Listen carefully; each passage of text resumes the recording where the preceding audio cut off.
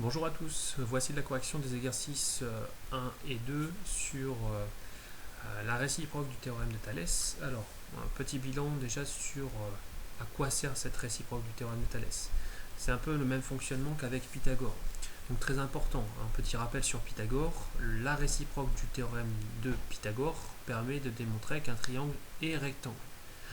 Lorsqu'il s'agit de démontrer qu'un triangle n'est pas rectangle, on le fait en disant tout simplement que l'égalité de Pythagore n'est pas vérifiée. Eh bien ici c'est la même chose. Lorsque vous souhaitez démontrer que des droites sont parallèles, vous utilisez la réciproque du théorème de Thalès.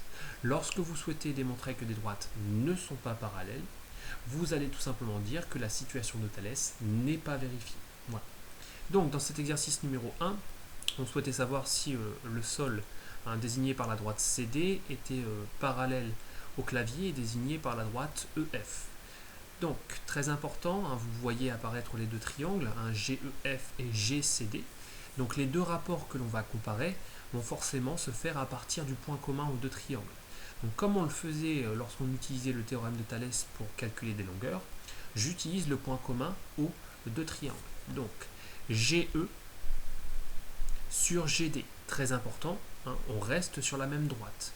GE et D sont bien alignés. Donc voici le premier rapport que je vais calculer. Le deuxième, on fait très attention de partir sur le même triangle. Donc je prends d'abord GF, comme j'ai fait tout à l'heure avec GE, je prends GF parce que ces points appartiennent au même triangle. Donc GF sur GC. On remplace donc par les valeurs. Donc GE 48, un GD nécessitait de faire une soustraction pour trouver la valeur. Un GD c'est bien ED moins EG. Attention également aux unités, on avait des mètres, on avait des centimètres, donc nécessité forcément de convertir dans la même unité. Ce qui nous donne donc 48/72e, soit une simplification avec la calculatrice qui donne 2 tiers.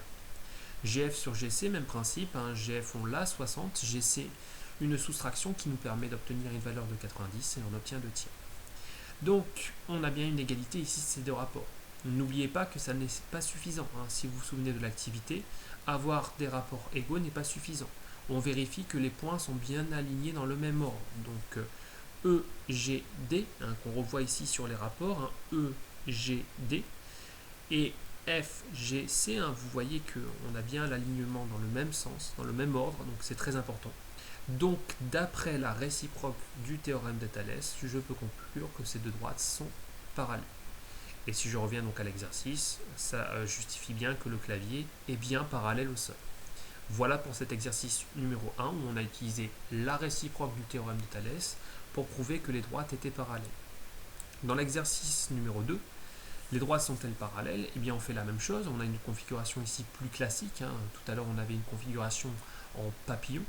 Donc, même chose, je repère mes deux triangles, MIO, MCU. Donc, point commun aux deux triangles, c'est le point M. Je me sers de cette lettre M pour former mes deux rapports. MI sur MC, très important, les points M, I et C sont alignés. Et de l'autre côté, MO sur MU avec ces points qui sont bien alignés. J'effectue donc le calcul de ces rapports, donc 4 sur 4 plus 6,5, on voit qu'ici pour obtenir la longueur MC, je dois additionner ces deux longueurs, ce qui fait 4 sur 10,5, et la calculatrice me donne une valeur fractionnaire de 8/21e. De l'autre côté, je fais de même pour MO sur MU, et à la fin, la calculatrice me donne un total de 5/13e. Donc forcément, je rappelle que la calculatrice vous donne une valeur fractionnaire simplifiée. Donc logiquement, on a deux valeurs qui sont différentes. Elles sont différentes, pourquoi? Parce que sinon la calculatrice, à la fin, nous aurait donné en principe la même valeur fractionnaire si elles avaient été égales. Donc je peux conclure ici que les deux rapports sont différents, et par conséquent, mes deux triangles ne sont pas en situation de Thalès. Donc je conclus que les droites ne sont pas parallèles. Voilà. Je récapitule. La réciproque du théorème de Thalès dans le premier exercice qui m'a permis de démontrer que les droites étaient parallèles. Et dans cet exercice numéro 2, nous avions des triangles qui n'étaient pas en situation de Thalès, donc on conclut que les droites ne sont pas parallèles. J'espère avoir été clair dans cette correction. Bonne soirée à tous, à bientôt.